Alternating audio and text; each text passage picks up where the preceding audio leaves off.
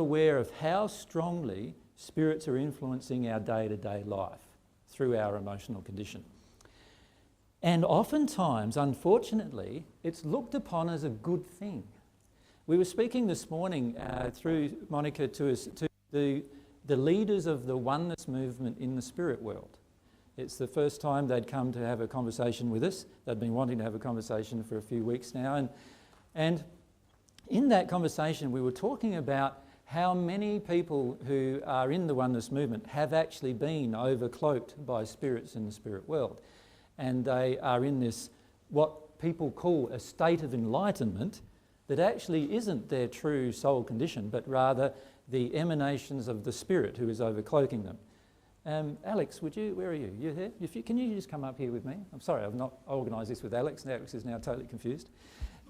If you can just stand there in front of me with your back towards me. I was talking to Alex yesterday about what happens with him with regard to his emotions. So what happens is, if you imagine me being the spirit and Alex being himself, right? Now Alex all of a sudden is connected to me via some emotional hook that we talked about yesterday, and then all of a sudden I basically enter him. Does that make sense?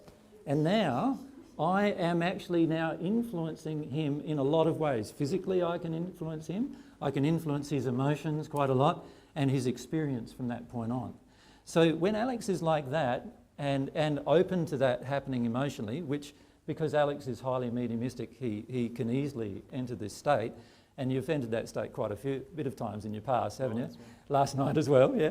So what happens is the spirit then connects, and now Alex is not sure what is his own emotions and what is the spirit's emotions. Does that make sense? You know that ad that's on telly? Have you seen that ad where there's two people working? Like, it's quite a clever ad, right? It's one of the best ads I've seen. And I only saw it the other week when we were in New Zealand, and I just thought, wow, that's pretty amazing. And that's almost what it's like. You've got the spirit working together with you. So now, when we spoke yesterday, I was talking about sort of the power feelings and powerless feelings and so forth. So a lot of times what we've got to do is look at what the emotion is that would cause me to feel so attracted to Alex that I can now actually manipulate a lot of his life. Does that make sense? I wanted to just illustrate that. Thanks. Thanks, mate.